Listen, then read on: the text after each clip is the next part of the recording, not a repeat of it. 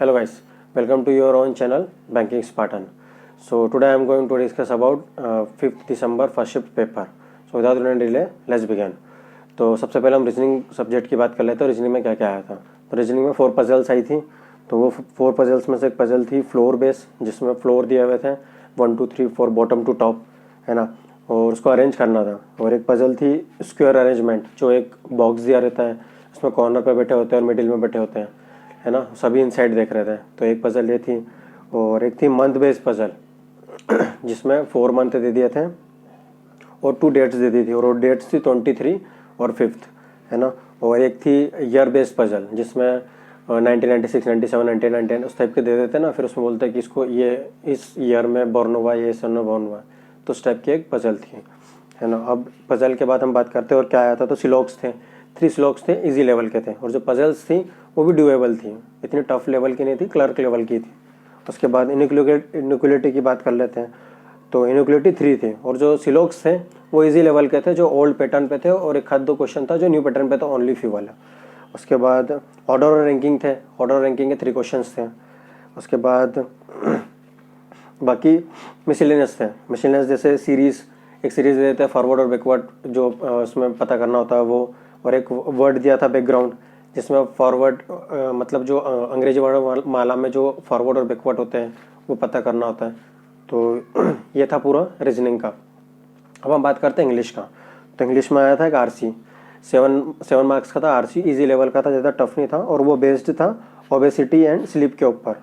और उसमें 7 क्वेश्चन थे, जिसमें से 2 सिनोनिम थे और एक एंटोनिम था।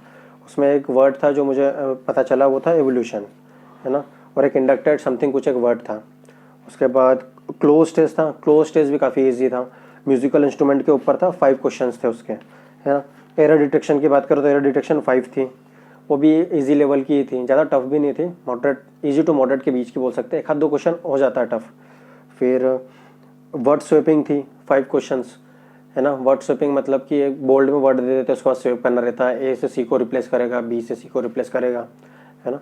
उसके बाद एक जो सेंटेंस रीअरेंजमेंट था, जैसे कि ABCD करके दे देते हैं सेंटेंस, उसके बाद बोलते हैं कि इनको रीअरेंज करो, है ना, कि एक मीनिंगफुल सेंटेंस बन जाए। ABCD, ABCD, ACD ऐसे ऑप्शन में दिए रहते हैं। तो एक क्वेश्चन वो था 3 मार्क्स का था, सॉरी ये 3 मार्क्स का था। उसके बाद फार्स करेक्शन था। फार्स करेक्शन मतलब एक बोल्ड में जो दे देते हैं उसको रिप्लेस करना होता है, ऑप्शन में दे देते हैं कि क्या ये रिप्लेस करेगा इसको या ये रिप्लेस करेगा, ABCD ही करके, तो एक वो फार्स रिप्लेसमेंट था। ये थी हमारी इंग्लिश की बात। अब हम बात कर लेते हैं मैथ्स की। तो मैथ्स में क्या क्या आया था, तो उसकी बात कर लेते हैं। तो मैथ्स में क्वाड्रेटिक इक्वेशन थी, 5 थी, इजी थी। उसके बाद सिंप्लीफिकेशन थे, 12 to 13 थे, है ना। अभी कंफर्म नहीं है कि 12 थे या 13 थे। उसके बाद DI आए थे 5, है ना। फिर एक अर्थमेटिक था 12 to 13 मार्क्स के, है ना। और इसमें जो टोटल नंबर ऑफ जो गुड अटैम्प्ट्स की बात कर लेते हैं अब हम। तो रीजनिंग की अगर मैं बात करूँ तो रीजनिंग में good number of attempt 29 plus रहने वाला। ये पेपर इजी था, काफ़ी कट ऑफ हाई जाने के चांसेस हैं, तो 29 प्लस है। उसके बाद इंग्लिश की बात करूँ तो इंग्लिश में 25 प्लस है। उसके बाद मैथ्स की बात करूँ तो 24 प्लस।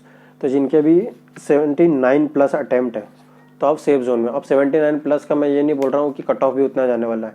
79 प्लस का मतलब है आपने एक्यूरेसी के साथ 100% दिया होगा अपना, तो उसमें कोई मिस्टेक नहीं करोगे। तो उस बेसिस पर मैं बोल रहा हूँ 79 प्लस आपके गुड अटेम्प्ट रहने वाले हैं, है ना। तो ये फर्स्ट शिफ्ट का था। अभी जो भी आने वाली शिफ्ट है उन लोगों को पैनिक नहीं करना, वो भी कैंडिडेट्स को बिल्कुल पैनिक नहीं करना कि पेपर ईजी आ रहा है। हो सकता है कि जैसे जैसे शिफ्ट बढ़ेगी पेपर पैटर्न थोड़ा टफ होता जाएगा, है ना। तो don't panic about this paper. और जो अपकमिंग एग्जामिनेशन है आपको सिर्फ पेपर पैटर्न देखना है, आपको गुड नंबर ऑफ अटेम्प्ट पर फोकस नहीं करना है ना। तो मेरा भी पेपर है, मैंने भी सेल्फ गिवन एनालिसिस देने वाला हूँ, क्योंकि विदाउट सेल्फ गिवन एनालिसिस आप कट ऑफ प्रेडिक्ट नहीं कर सकते और आप बता भी नहीं सकते कि पेपर का लेवल एक्चुअल में क्या है। तो ये मेरे एक स्टूडेंट ने पेपर दिया था, तो उसने मुझे बताया था कि पेपर पैटर्न इस टाइप से आ रहा है।